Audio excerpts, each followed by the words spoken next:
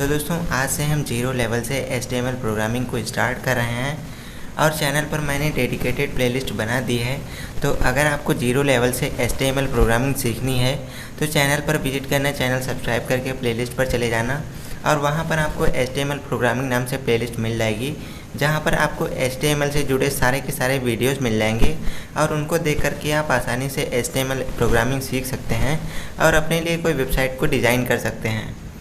दोस्तों आज की इस वीडियो में हम HTML से जुड़ी बहुत सारी चीज़ों के बारे में जानेंगे, तो प्लीज़ वीडियो को पूरा देखिएगा। तो चलिए स्टार्ट करते हैं आज का वीडियो। गाइस सबसे पहले हम बात करेंगे इंट्रोडक्शन के बारे में कि आखिर में HTML क्या होता है। उसके बाद में HTML के अंदर टैग्स क्या होते हैं, HTML कैसे काम करता है, जैसे कई सारे टॉपिक्स पर आज हम बात करेंगे। तो चलिए स्टार्ट करते हैं। तो गाइस सबसे पहले हम बात करते हैं HTML के इंट्रोडक्शन के बारे में। यहाँ पर लिखा है HTML is the standard markup language for creating web pages. HTML एक स्टैंडर्ड मार्कअप लैंग्वेज होती है जिसका इस्तेमाल किया जाता है वेब पेज को क्रिएट करने के लिए। अब दोस्तों अगर आपको नहीं पता वेबसाइट क्या होती है तो मैं आपको बता दूं, collection of web pages is called a website. यानी कि कई सारे वेब पेजेस को मिलाकर जो एक पेज बनाया जाता है उस पेज को हम लोग वेबसाइट बोलते हैं। या कहें तो दोस्तों कई सारे वेब पेजेस को कलेक्ट करके जो डेटा हमारा बनाया जाता है, जो रिकॉर्ड तैयार करते हैं, हम लोग उसको वेबसाइट बोलते हैं। इसके बाद में गाइस बात करते हैं कि HTML क्या होता है, व्हाट इज़ HTML। तो यहाँ पर लिखा है HTML stands for hyper text markup language. यानी कि HTML का पूरा नाम होता है हाइपर टेक्स्ट मार्कअप लैंग्वेज। इसके बाद में दोस्तों हम बात करते हैं अगले पॉइंट की। तो यहाँ पर लिखा है HTML is the standard markup language for creating web pages. जो HTML दोस्तों होती है, ये दोस्तों एक स्टैंडर्ड लेवल की मार्कअप लैंग्वेज होती है जिसका प्रयोग किया जाता है वेब पेजेस को क्रिएट करने के लिए, वेब पेजेस को डिज़ाइन करने के लिए। इसके बाद में लिखा है HTML describes the structure of A web page. जो दोस्तों हमारी वेबसाइट होती है, वेबसाइट के अंदर जो भी वेब पेजेस होते हैं, तो HTML उनके बारे में, उसकी स्ट्रक्चर को डिस्क्राइब करती है, उसकी संरचना कैसी है। जैसे कि आपकी वेबसाइट के अंदर फ़ोटो कहाँ पे लगेगा, वीडियो कहाँ पे लगेगा, या फिर कोई डॉक्यूमेंट कहाँ पर है, हाइपरलिंक कहाँ पर है, बटन कहाँ पर है। तो ये जो भी हमारी वेबसाइट का जो स्ट्रक्चर रहता है वो कैसे डिज़ाइन करना है, ये सारा का सारा हम HTML के द्वारा डिस्क्राइब कर सकते हैं। इसके बाद में दोस्तों लिखा है HTML consist of a series of elements. दोस्तों जो वर्ड एलिमेंट आया है इसको हम टैग के साथ में रिलेक्ट कर सकते हैं। जैसे दोस्तों हम अपने कंप्यूटर को चलाने के लिए कंप्यूटर में कमांड देते हैं, तो उन कमांड के बेसिस पर हमारा कंप्यूटर काम करता है।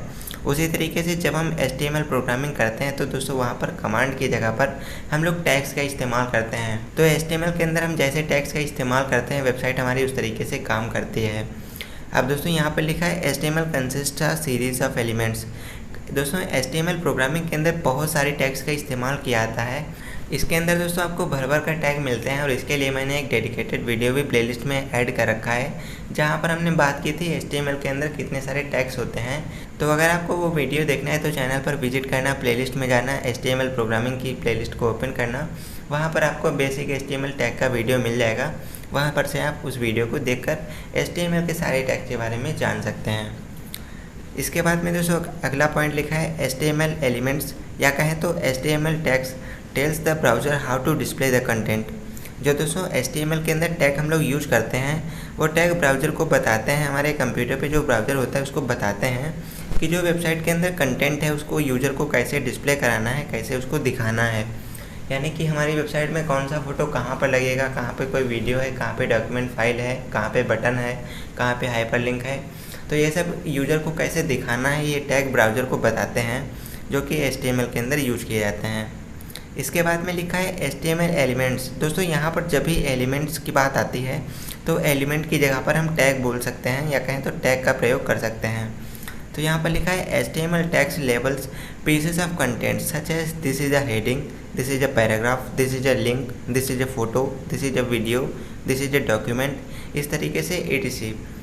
तो दोस्तों HTML टैग होते हैं वो सभी अलग अलग काम के लिए उसको लेबल किया जाता है। कुछ टैग होते हैं जो बताते हैं कि ये हेडिंग है, कुछ टैग होते हैं जो बताते हैं कि ये पैराग्राफ है, कुछ टैग बताते हैं कि ये हेडिंग है, या कहें तो टैग हमारे रिप्रेजेंट करते हैं कि ये हेडिंग है, ये पैराग्राफ है, ये लिंक है, ये फ़ोटो है, ये वीडियो है। इस तरीके से टैग हमारे लेबल किए रहते हैं और वो कंटेंट को बताते हैं कि कंटेंट हमारा किस तरीके से है या फिर किस लिए है। इसके बाद में दोस्तों थोड़ा आगे चलते हैं तो बात करते हैं एक सिंपल डॉक्यूमेंट के बारे में कि HTML के अंदर डॉक्यूमेंट कैसा होता है। या कहें तो HTML के अंदर जब हम कोडिंग करते हैं तो वो कोडिंग कैसी होती है। तो यहाँ पर एक एग्जांपल देखते हैं। सबसे पहले दोस्तों ये कोड लिखा गया है जो कि HTML के अंदर लिखा गया है। तो दोस्तों जब भी आप HTML के अंदर कोई भी बेसिक कोड लिखते हैं तो वो कुछ इस तरीके से ही दिखाई देगा।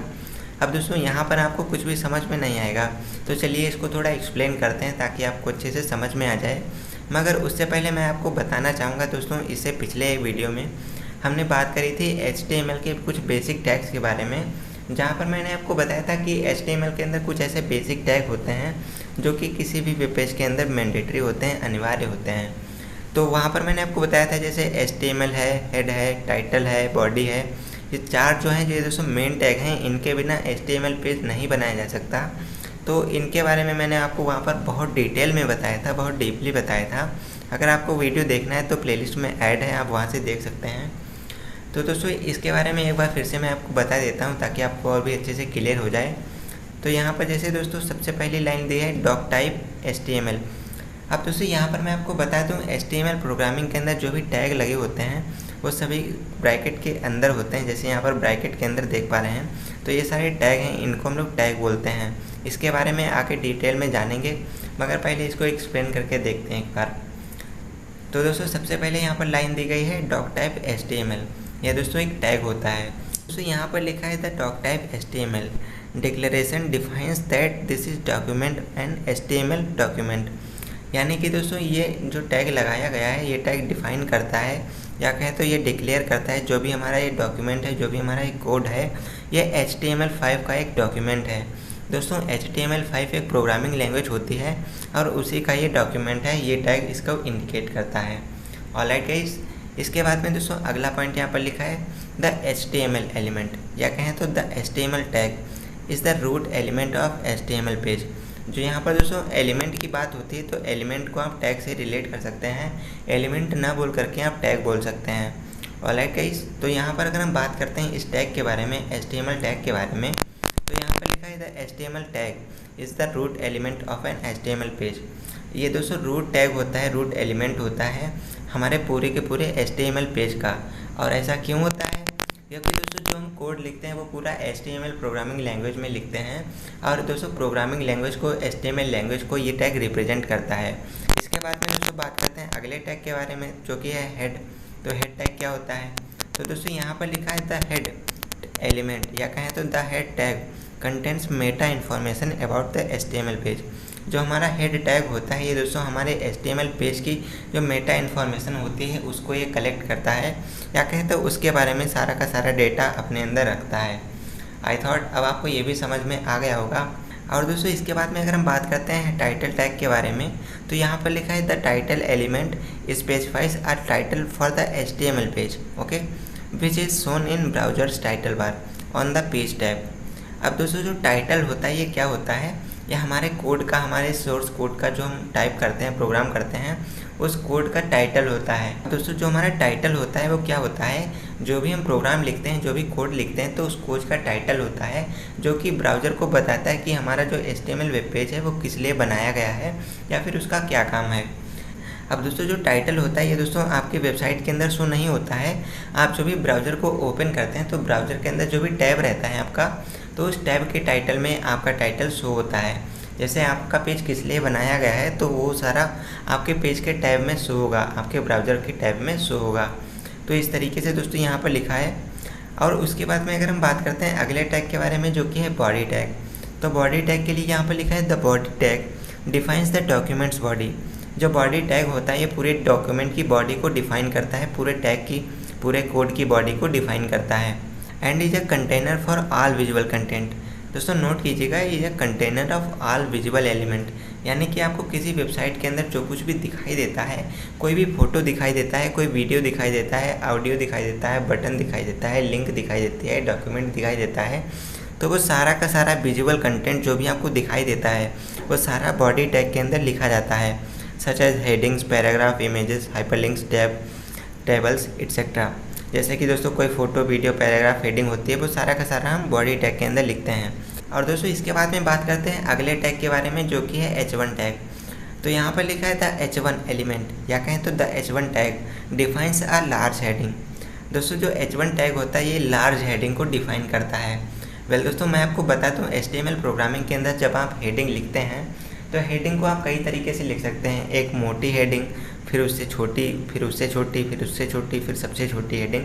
तो इस तरीके से जो H1 होता है, H2 होता है, H3, H4, H5, H6 होते हैं।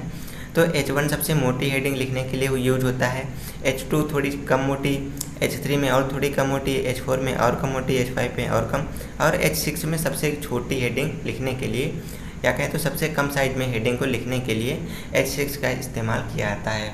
तो ये H1 जो होता है ये दोस्तों सबसे बड़ी हेडिंग लिखने के लिए इसका यूज किया जाता है। इसके बाद में बात करें अगले टैग के बारे में, जो कि है P टैग। तो यहाँ पर लिखा है द P टैग, या कहें तो the P element defines a paragraph. P tag का इस्तेमाल किया जाता है पैराग्राफ को डिफाइन करने के लिए। अगर आप अपनी वेबसाइट के अंदर कोई पैराग्राफ लिखना चाहते हैं तो ऐसे में आप P टैग का इस्तेमाल करके पैराग्राफ लिख सकते हैं, और P टैग रिप्रेजेंट करता है कि जो आपका टेक्स्ट लिखा गया है वो एक पैराग्राफ में लिखा गया है। ऑलराइट गाइस, आई थॉट अब आपको ये भी समझ में आ गया होगा। सो गाइस, अब हम बात करते हैं what is an HTML element, यानी कि HTML एलिमेंट क्या होते हैं।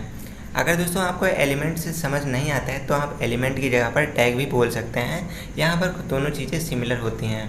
तो अगर हम बात करें what is an HTML element, या कहें तो व्हाट इज़ HTML टैग, तो यहाँ पर लिखा है an HTML element is defined by a start tag and then some content and an end tag. यानी कि दोस्तों जो हमारा HTML का टैग होता है उसको हम इस तरीके से डिफ़ाइन कर सकते हैं। सबसे पहले टैग को स्टार्ट करते हैं, उसके बाद में उसके अंदर कुछ कंटेंट लिखते हैं, और उसके बाद में टैग को एंड कर देते हैं। जैसे यहाँ पर हम सबसे पहले किसी भी टैग को स्टार्ट कर देते हैं, उसके बाद में अपना कंटेंट लिखते हैं यहाँ पे, और उसके बाद में हम अपना टैग को क्लोज कर देते हैं। जैसे मैंने आपको पीछे दिखाया था, चलिए एक बार आपको फिर से दिखा देते हैं। तो जैसे दोस्तों यहाँ पर आपने देखा कि टैग आपका स्टार्ट किया गया, H1 टैग लगा दिया गया, उसके बाद में आपका कंटेंट है, और उसके बाद में टैग को क्लोज कर दिया गया। तो दोस्तों यहाँ पर मैं आपको बताता हूँ, कोई भी टैग स्टार्ट होता है वो नॉर्मली स्टार्ट हो जाता है। जब टैग को एंड करना होता है, क्लोज करना होता है, तो फॉरवर्ड स्लैश लगाकर हम उसको क्लोज कर देते हैं। जैसे यहाँ पर स्लैश लगा दिया तो ये टैग हमारा सेम रहता है, बस फॉरवर्ड स्लैश लगा के इसको क्लोज कर देते हैं, तो ऐसे में हमारा टैग यहीं पर एंड हो जाता है। तो वही चीज़ दोस्तों यहाँ पर दी गई है, चलिए मैं आपको दिखाता हूँ। तो वहीं दोस्तों यहाँ पर सिमिलर है, सबसे पहले टैग लिखा है, उसके बाद कंटेंट है, और उसके बाद टैग को एंड कर दिया गया है। एंड करने के लिए यहाँ पर आपको स्लैश लगा देना है, जो स्लैश यहाँ पे लगा है, ऐसा करने से आपका टैग यहाँ पर एंड हो जाता है। इसके बाद में दोस्तों यहाँ पर लिखा है the HTML element is everything from the start tag to end tag. जो HTML टैग होता है वही सब कुछ होता है, टैग के स्टार्ट होने से एंड होने तक लेकर के। यानी कि आपने टैग को स्टार्ट कर दिया, उसके बाद अपना डेटा लिखा और टैग को एंड कर दिया, तो एक टैग पूरा यहाँ तक कंप्लीट होता है। स्टार्ट होने से एंड होने तक का पूरा एक टैग कंप्लीट होता है, वहीं सारा कुछ होता है। जैसे यहाँ पर हेडिंग टैग लगा है, यहाँ पे पैराग्राफ टैग लिखा है, तो इस तरीके से HTML के अंदर टैग लगाए जाते हैं। टैग्स का इस्तेमाल किया जाता है, सबसे पहले टैग को स्टार्ट किया जाता है, उसके बाद टैग के अंदर कंटेंट डाला जाता है, उसके बाद टैग को क्लोज कर दिया जाता है, तो एक टैग का काम खत्म हो जाता है। अब दोस्तों यहाँ पर अगर आपको समझ में नहीं आ रहा है तो एक बार मैं नीचे आपको टेबल में दिखा देता हूँ, यहाँ पर दोस्तों आपको आसानी से समझ में आ जाएगा। तो यहाँ पर एक टेबल बनी हुई है जहाँ पर लिखा है स्टार्ट टैग, फिर एलिमेंट का कंटेंट, और उसके बाद में एंड टैग। अब अगर आपको HTML प्रोग्रामिंग के अंदर कोई भी टैग का यूज़ करना है, जैसे आपको कोई हेडिंग लगानी है, तो सबसे पहले आप हेडिंग के लिए स्टार्ट टैग लगाएंगे, मतलब हेडिंग का टैग जो है उसको स्टार्ट करेंगे। तो यहाँ पर टैग को स्टार्ट कर दिया गया है। इसके बाद में आपका जो पैराग्राफ है या फिर जो भी हेडिंग है उसका नाम लिख दिया गया है। उसके बाद में आपको हेडिंग को क्लोज करना है, तो ऐसे में आपको एंड टैग लगा देना है। एंड टैग में क्या करना है, आपका जो स्टार्ट टैग था वहीं आपको कॉपी पेस्ट कर देना है, और साथ में एक यहाँ पर स्लैश लगा देना है। स्लैश लगाने से आपका ये जो टैग है ये ख़त्म हो जाएगा, एंड हो जाएगा। इसके बाद में दोस्तों इसी तरीके से पैराग्राफ टैग है। अब पैराग्राफ टैग आप सबसे पहले स्टार्ट करते हैं, पैराग्राफ लिख लीजिए अपना, उसके बाद में जब पैराग्राफ आपका ख़त्म हो जाए तो P टैग लगा के उसको स्लैश लगा के क्लोज कर दीजिए, ऐसे में आपका पैराग्राफ ही ख़त्म हो जाएगा। अब दोस्तों यहाँ पर इसके बाद में एक तीसरा टैग यहाँ पर लिखा है BR का होता है फुल फॉर्म ब्लैंक रो। अब अगर आप अपने वेबसाइट के अंदर ब्लैंक रो लगाना चाहते हैं, कोई ब्लैंक रो छोड़ना चाहते हैं, तो BR टैग लगा दीजिए। अब दोस्तों इसको आपको क्लोज करने की या फिर इसके अंदर कंटेंट डालने की आवश्यकता नहीं होती है, क्योंकि दोस्तों ये जो टैग होता है ये हमारा एम्प्टी टैग होता है, खाली टैग होता है। इसको ना ही आपको क्लोज करने की आवश्यकता होती है, ना ही इसके अंदर कोई कंटेंट डालने की आवश्यकता होती है। तो इसीलिए इसको हम लोग क्लोज टैग बोलते हैं, या कहें तो इसको एम्प्टी टैग बोलते हैं। और जो ये वाले टैग होते हैं जिसके अंदर हम कंटेंट को डालते हैं, उसको क्लोज करते हैं, इन टैग को हम लोग कंटेनर टैग बोलते हैं। तो HTML प्रोग्रामिंग के अंदर दो तरीके के टैग यूज करते हैं हम लोग। पहला होता है कंटेनर टैग, दूसरा होता है एम्प्टी टैग। एम्प्टी टैग उसको बोलते हैं जिसको हमको बंद करने की या फिर जिसको एंड करने की आवश्यकता नहीं पड़ती है, और कंटेनर टैग वो होते हैं जिसके अंदर हम कुछ भी कंटेंट डालते हैं अपना और उसको बंद करने की ज़रूरत होती और उसको बंद करने की आवश्यकता भी पड़ती है। तो ऐसे एलिमेंट को, ऐसे टैग को हम लोग कंटेनर टैग और ऐसे टैग को हम लोग एम्प्टी टैग बोलते हैं। यहाँ पर दोस्तों नोट में लिखा है, चलिए मैं आपको एक बार बताना चाहूँगा। तो यहाँ पर लिखा है note some HTML elements have no content. कुछ HTML ऐसे टैग होते हैं जिनके अंदर कोई कंटेंट नहीं होता है, लाइक BR एलिमेंट, जैसे कि यहाँ पर BR एलिमेंट लिखा गया है, BR टैग लगाया गया है। This elements are called empty tag. इन टैग्स को हम लोग एम्प्टी टैग बोलते हैं। Empty elements do not have end tag, और जो एम्प्टी टैग होते हैं इनका कोई एंड टैग नहीं होता है, इनको क्लोज नहीं किया जाता है। तो आई थॉट यहाँ तक आपको क्लियर हो चुका होगा। इसके बाद में गाइस बात करते हैं what is web browsers. HTML programming language का इस्तेमाल करने के लिए आपको वेब ब्राउज़र की आवश्यकता पड़ती है, क्योंकि जो भी आप HTML सोर्स कोड लिखते हैं उसको दोस्तों आपको रन करना होता है, कंपाइल करना होता है। तो ऐसे में वो आपका वेब ब्राउज़र के थ्रू ही कंपाइल हो पाता है। अब दोस्तों वेब ब्राउज़र के अंदर जैसे आपका गूगल क्रोम होता है, मोज़िला फायरफॉक्स होता है, इंटरनेट एक्सप्लोरर होता है, नेटस्केप नेविगेटर होता है। तो ये सारे एग्जांपल होते हैं वेब ब्राउज़र्स के, जहाँ पर आप किसी भी वेबसाइट को एक्सेस कर सकते हैं। तो यहाँ पर लिखा है वेब ब्राउज़र क्या होता है। The purpose of a web browser, जो वेब ब्राउज़र का उद्देश्य होता है वो क्या होता है।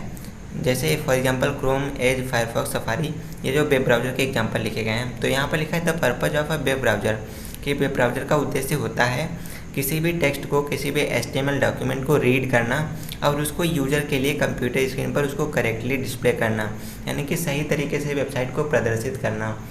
तो ऐसे में उस वेबसाइट को कंप्यूटर यूज़र को किस तरीके से दिखाना है, किस तरीके से उसको शो करना है, ये सारा काम हमारा वेब ब्राउज़र का होता है। वेब ब्राउज़र की सहायता से यूज़र को वेबसाइट दिखाई देती है और वेबसाइट को वो अच्छे से रीड कर पाता है, अच्छे से उसको समझ पाता है। यहाँ पर लिखा है a browser does not display the HTML tags. कोई भी ब्राउज़र होता है दोस्तों वो किसी भी HTML टैग को डिस्प्ले नहीं करता है, यानी कि जो भी आप कोडिंग करते हैं वो दोस्तों आपको ब्राउज़र के अंदर दिखाई नहीं देती है, but uses them to determine how to display the document. लेकिन दोस्तों ये डॉक्यूमेंट को कैसे डिस्प्ले करना है उसको ये अच्छे तरीके से डिटरमाइन करता है। तो ऐसे में उस कोड का जो आउटपुट जाता है वो यूज़र को कैसे दिखाना है, इसके बारे में सारी की सारी जिम्मेदारी हमारी वेब ब्राउज़र की होती है। तो यहाँ पर आप ये जो फ़ोटो देख पा रहे हैं ये दोस्तों एक वेब ब्राउज़र का फ़ोटो है, जहाँ पर एक HTML के वेब पेज यानी कि एक वेबसाइट का एक पेज खुला हुआ है, ओपन है। तो यहाँ पर दोस्तों चलिए मैं आपको पीछे एक बार दिखाता हूँ। तो जैसे दोस्तों यहाँ पर मैंने आपको एग्जाम्पल में एक कोड दिखाया था, जो कि दोस्तों ये कोड था हमारा। तो ये कोड दोस्तों HTML का जब आप कोड लिखते हैं तो आपका कोड इस तरीके से होता है, लेकिन जब आप इसको रन करते हैं, इसको कंपाइल करते हैं, तो ये ब्राउज़र के अंदर कुछ इस तरीके से दिखाई देगा। जैसे यहाँ पर दोस्तों आपने H1 टैग लगाया था, H1 जो कि मैंने आपको बताया था कि एक मोटी हेडिंग का यूज़ करने के लिए H1 टैग लगाते हैं। तो जैसे यहाँ पर आप देख पा रहे हैं ये H1 टैग लिखा था, H1 के अंदर हमने लिखा था माई फर्स्ट हेडिंग। तो ये दोस्तों माई फर्स्ट हेडिंग लिखा हुआ है। तो दोस्तों यहाँ पर जो हमारी हेडिंग शो कर रही है ये दोस्तों H1 टैग की सहायता से इतनी मोटी शो कर रही है। यहाँ पर दोस्तों आपने देखा H1 से आप बहुत मोटी हेडिंग लगाते हैं, H2 H3 से करके आप उसको छोटी कर सकते हैं। इसके बाद में दोस्तों यहाँ पर P टैग लगा है जो कि है पैराग्राफ टैग। पैराग्राफ के अंदर माई फर्स्ट पैराग्राफ, यहाँ पर दोस्तों एक माई फर्स्ट पैराग्राफ लिखा हुआ है। तो ये जो हमने कोड लिखा था ये इसी कोड का ये यहाँ पे आउटपुट दिखाया गया है।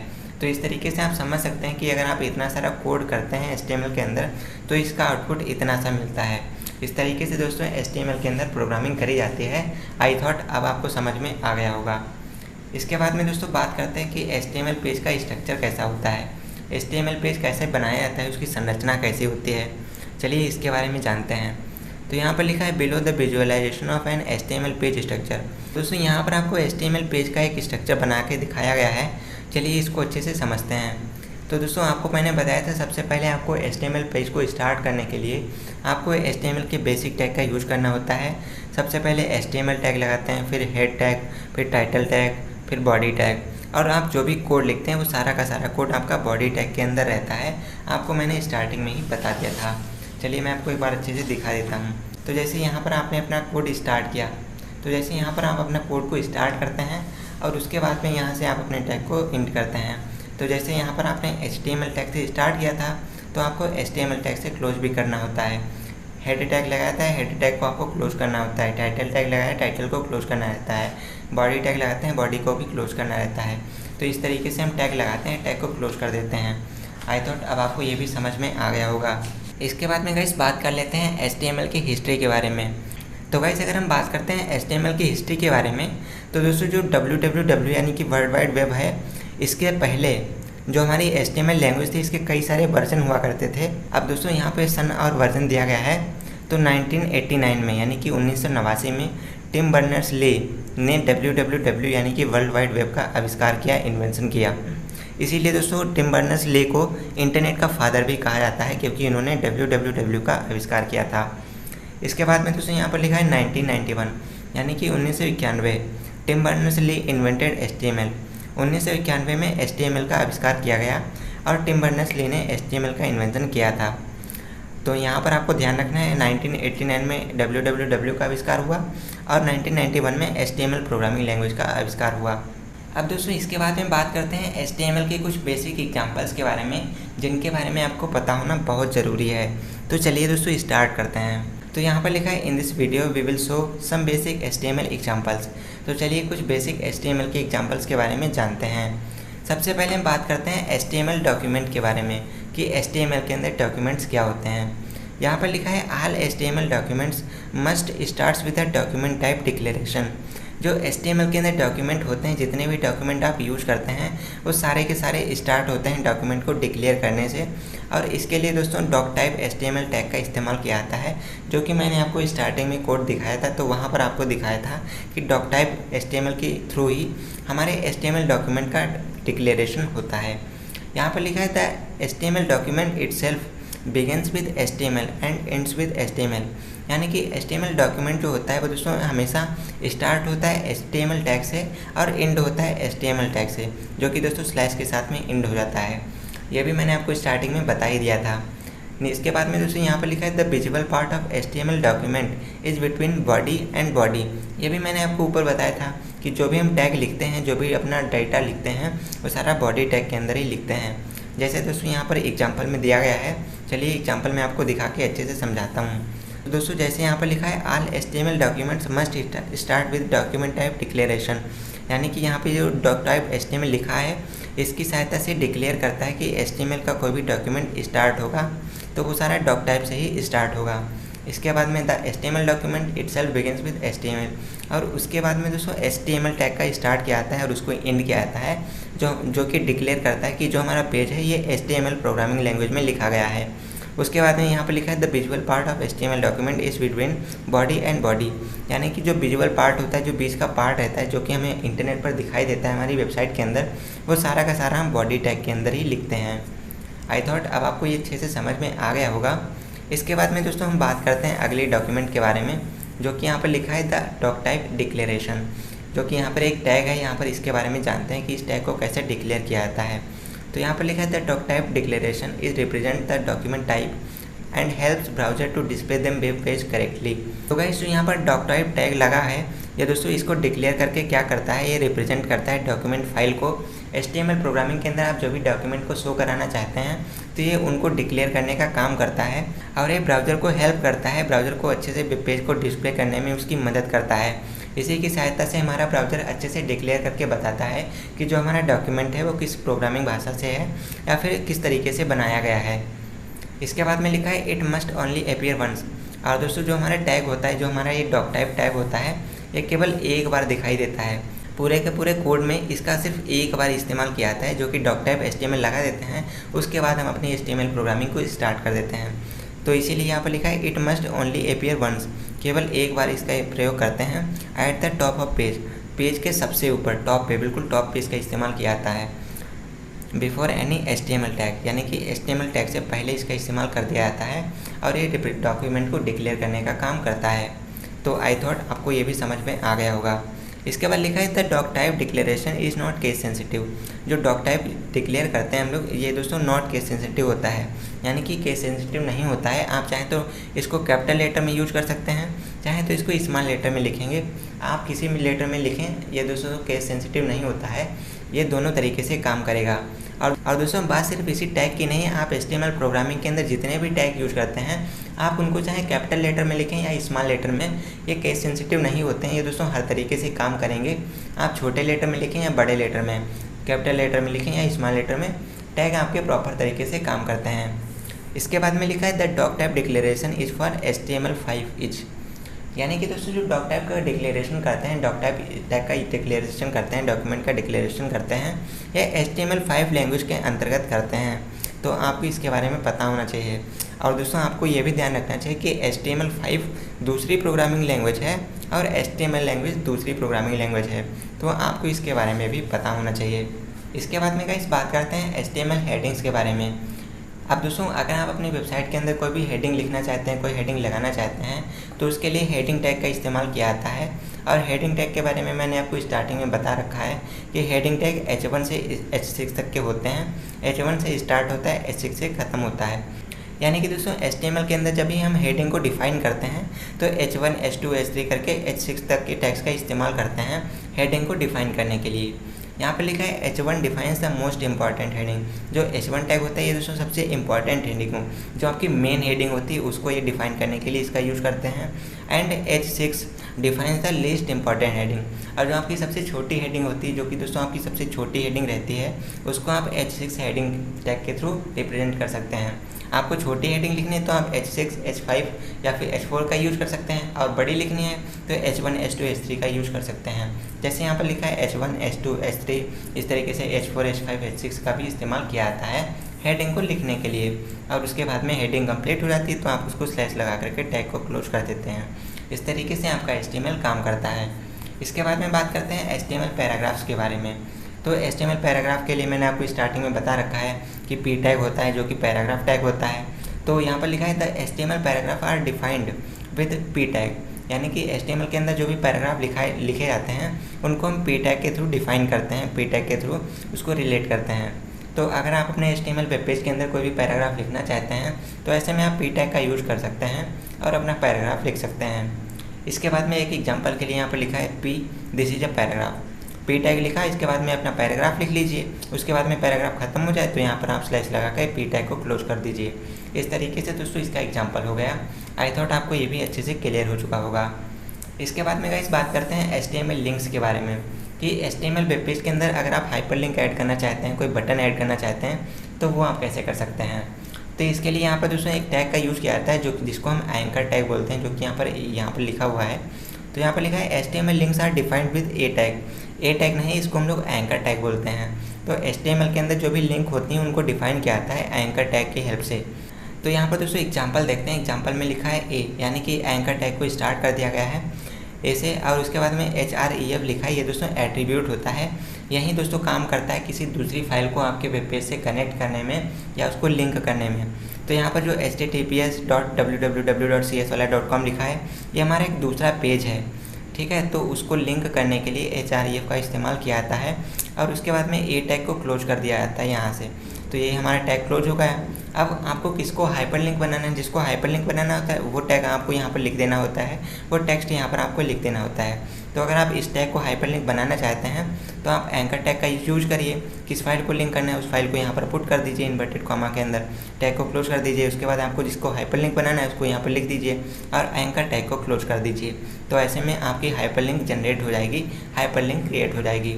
यहाँ पर लिखा है attributes are used to provide additional information about HTML element, यानी कि HTML टैग के बारे में एडिशनल इन्फॉर्मेशन प्रोवाइड करने का काम हमारे एट्रीब्यूट करते हैं। जैसे यहाँ पर HREF है। तो इस तरीके से दोस्तों हम इस तरीके से HTML के अंदर हाइपरलिंक क्रिएट कर सकते हैं। इसके बाद में लिखा है you will learn more about attributes in later chapter, यानी कि चैप्टर के आगे चल करके हम जानेंगे एट्रीब्यूट के बारे में, बहुत सारी जानकारी आपको मिलने वाली है। तो दोस्तों अब हम बात करते हैं HTML इमेजेस के बारे में कि HTML के अंदर इमेजेस क्या होती हैं, फ़ोटोज़ कैसे लगाते हैं, फ़ोटोज़ को कैसे यूज़ करते हैं। तो यहाँ पर लिखा है HTML images are defined with IMG tag. IMG का मतलब होता है इमेज टैग, ठीक है। तो आपको ध्यान रखना है अगर आपको इमेज का इस्तेमाल करना है तो IMG टैग का प्रयोग कर सकते हैं। यहाँ पर लिखा है तो सोर्स फाइल SRC। अब दोस्तों आपके कंप्यूटर में जो फ़ोटो होते हैं, जो भी फ़ोटो आपके कंप्यूटर में सेव रहते हैं, जिनको आप अपनी वेबसाइट पर दिखाना चाहते हैं, तो उनको आप SRC से रिलेट कर सकते हैं, SRC से लिंक कर सकते हैं। उसके बाद में अगर आप चाहते हैं कि अपने फ़ोटो के साथ में कोई टेक्स्ट लिखना चाहते हैं तो यहाँ पर टेक्स्ट भी लिख सकते हैं। उसके बाद में आप फ़ोटो की हाइट और वाइट को सेट कर सकते हैं, यानी कि चौड़ाई और ऊंचाई को सेट कर सकते हैं। उसके लिए दोस्तों एट्रीब्यूट प्रोवाइड करे जाते हैं जिनका इस्तेमाल करके आप ये सब कर सकते हैं। तो IMG टैग यूज़ करते हैं हम लोग इमेज को लगाने के लिए, इमेज को सेट करने के लिए। उसके बाद में SRC, अल्ट, हाइट, वाइट, ये सारे हमारे एट्रीब्यूट होते हैं जिनका इस्तेमाल करके इमेज को बेहतरीन कर सकते हैं। एग्जाम्पल देखते हैं। तो जैसे यहाँ पर IMG टैग को ओपन करके यहाँ पर SRC एट्रीब्यूट का इस्तेमाल किया गया है। SRC क्या करता है, आपके कंप्यूटर में जहाँ पर भी आपका फ़ोटो होता है उस फ़ोटो के यहाँ पर आपको लिख देना होता है, उस फ़ोटो को लिंक कर देना होता है। तो उस फ़ोटो का नाम जैसे डालेंगे, आपके कंप्यूटर में फ़ोटो होता है उसका नाम यहाँ पर आपको टाइप करना होता है। और उसके बाद में उस फ़ोटो का एक्सटेंशन नेम, जैसे आपका फ़ोटो JPEG फॉर्मेट में है या PNG फॉर्मेट में है या फिर JPEG फॉर्मेट में है, तो जिस फॉर्मेट में होता है उस फॉर्मेट का नाम डालते हैं, डॉट लगा करके उसका एक्सटेंशन नेम हो जाता है। इन्वर्टेड कॉमा को क्लोज कर देते हैं, ठीक है। तो यहाँ पर आपका IMG SRC हो जाता है। इसके बाद में अगर आप चाहते हैं कि इस फ़ोटो के साथ में कुछ टेक्स्ट भी लिखा रहे, जैसे वाटरमार्क वगैरह लगाना चाहते हो, तो यहाँ पर आप एल टैग का इस्तेमाल कर सकते हैं। एल एट्रीब्यूट का ओपन करेंगे, यहाँ पर आप उसका नाम लिख सकते हैं, उस पेज का नाम लिख सकते हैं या किसी का भी नाम लिख सकते हैं। इन्वर्टेड कॉमा के अंदर लिखना होता है। और उसके बाद में अगर आप फ़ोटो की वाइट सेट करना चाहते हैं, चौड़ाई सेट करना चाहते हैं, तो चौड़ाई को आप इन्वर्टेड कॉमा के अंदर लिख सकते हैं। फ़ोटो की ऊंचाई सेट करना चाहते हैं, हाइट को सेट करना चाहते हैं, तो आप हाइट को भी इन्वर्टेड कॉमा में लिख के टैग को क्लोज कर दीजिए। तो इस तरीके से आप HTML के अंदर एक फ़ोटो को ऐड कर सकते हैं। ऑलराइट गाइस, आई थॉट अब आपको ये भी समझ में आ गया होगा।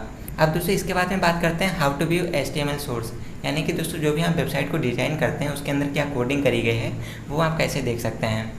जब भी आप किसी वेब पेज को शो करते हैं तो आप आश्चर्यचकित ज़रूर होंगे कि आखिर में ये वेब पेज कैसे बनाया गया है, क्योंकि दोस्तों इंटरनेट पर आपको बहुत सारी बेहतरीन वेबसाइट देखने को मिलती है। तो आपने कभी ना कभी ये तो सोचा होगा कि यार ये वेबसाइट कैसे डिज़ाइन करी गई है, इसके अंदर कौन सा कोड यूज़ किया गया है, कैसे कोडिंग करी गई है। तो ये सब देख करके आप हैरान ज़रूर हो जाते हैं। तो चलिए दोस्तों हम बात करते हैं कि कैसे आप HTML के अंदर सोर्स कोड को देख सकते हैं, यानी कि how to view HTML source code. तो दोस्तों किसी भी वेबसाइट का सोर्स कोड क्या है, उसके अंदर कैसे टैग लगाए गए हैं, ये सब चेक करने के लिए आपको क्या करना होता है, राइट क्लिक इन HTML पेज। आप जब भी किसी वेबसाइट को ओपन करते हैं तो वहाँ पर आप राइट क्लिक कर दीजिएगा। राइट क्लिक करने के बाद आपके HTML पेज के अंदर एक ऑप्शन दिखाई देगा व्यू सोर्स पेज का। तो जैसे आप राइट क्लिक करते हैं यहाँ पर आपको व्यू सोर्स पेज का ऑप्शन नीचे मिल जाता है क्रोम के अंदर। अगर आप क्रोम का इस्तेमाल करते हैं क्रोम के अंदर भी मिल जाएगा, या फिर दोस्तों कोई सिमिलर ब्राउज़र होता है तो उसके अंदर भी आपको मिल जाएगा, या कोई भी ब्राउज़र हो उसके अंदर आपको ये ऑप्शन मिल जाता है व्यू सोर्स पेज का। तो उस पर आप क्लिक कर दीजिए। तो जैसे आप क्लिक करते हैं तो वहाँ पर आपको एक नया विंडो ओपन हो जाएगा, एक नया टैब ओपन होगा और वहाँ पर आपको उस HTML पेज का जो सोर्स कोड होता है वो आपको दिखाई देने लगेगा। अब दोस्तों यहाँ पर आपको कलरफुल कोड दिखाई देता है, तो उसी कोड को हम लोग सोर्स कोड बोलते हैं और इसी की सहायता से आप पता कर सकते हैं कि उसमें कौन से टैग कहाँ पर यूज़ किए गए हैं। तो आई थॉट दोस्तों ये भी आपको समझ में आ गया होगा। इसके बाद में ये दोस्तों हमारी लास्ट हेडिंग नीचे बची है, चलिए इसके बारे में भी जानते हैं। यहाँ पर लिखा है इंस्पेक्ट एंड HTML एलिमेंट। अब दोस्तों यहाँ पर ये बहुत ही कमाल की चीज़ होती है। अगर कोई वेबसाइट पहले से बनी हुई है और ऐसे में अगर आप चाहते हैं कि उस वेबसाइट के अंदर आप थोड़ी बहुत एडिटिंग अपने तरीके से कर दें या उसमें कुछ चेंजेस करना चाहते हैं, तो ये दोस्तों इसके लिए क्या कर सकते हैं, आप HTML टैग को इंस्पेक्ट कर सकते हैं। अब दोस्तों अगर आप किसी भी टैग को, किसी भी HTML टैग को इंस्पेक्ट करना चाहते हैं तो ऐसे में क्या करिए, सोर्स कोड को ओपन करने के बाद आप किसी भी टैग के आसपास जो खाली एरिया होता है वहाँ पर आप राइट क्लिक कर दीजिए। राइट क्लिक करते हैं तो ऐसे में वहाँ पर आपको एक इंस्पेक्ट का ऑप्शन मिलता है, या फिर इंस्पेक्ट का ऑप्शन मिलेगा या इंस्पेक्ट एलिमेंट का ऑप्शन मिलेगा। तो ऐसे में आप इंस्पेक्ट या इंस्पेक्ट एलिमेंट के ऑप्शन पर क्लिक करेंगे। क्लिक करते हैं तो वहाँ पर आपको एलिमेंट कैसे बनाया गया है वहाँ पर आपको दिखाई देगा, और एलिमेंट HTML लैंग्वेज में है या CSS लैंग्वेज में है ये भी आपको वहाँ पर दिखाई देगा। तो ऐसे में यहाँ पर आप उसको आसानी से एडिट कर सकते हैं। आप उसमें जो भी डेटा को चेंज कर देंगे वो वेबसाइट पर वैसा ही दिखाई देने लगेगा। या कहें तो दोस्तों जैसे वहाँ पर कुछ भी नंबर देखे हैं 1 से 100 तक के, तो ऐसे में आप टैग को एडिट कर सकते हैं और वहाँ पर 500 कर सकते हैं। तो 500 कर देंगे तो वहाँ पर 500 तक के नंबर दिखाई देने लगेंगे। वहाँ पर कोई भी छेड़खानी कर देंगे तो वो वहाँ पर आपकी वेबसाइट में शो करने लगेगा। तो ऐसे में दोस्तों आप किसी भी HTML टैग को छेड़छाड़ कर सकते हैं, या कहें तो उसमें कोई भी एडिटिंग कर सकते हैं। वेल दोस्तों आज की इस वीडियो के लिए बस इतना ही। वीडियो आपको कैसा लगा कमेंट करके ज़रूर बताना। आई थॉट दोस्तों आपको HTML प्रोग्रामिंग से जुड़ा ये वीडियो इंपॉर्टेंट लगेगा और आपके लिए काफ़ी इन्फॉर्मेटिव भी रहेगा। तो बस दोस्तों आज की इस वीडियो के लिए बस इतना ही। आगे की वीडियो में हम HTML प्रोग्रामिंग के और भी ट्यूटोरियल्स देखेंगे। वेल दोस्तों आपको वीडियो कैसा लगा कमेंट करके ज़रूर बताना। मन में कोई सवाल हो तो कमेंट करना।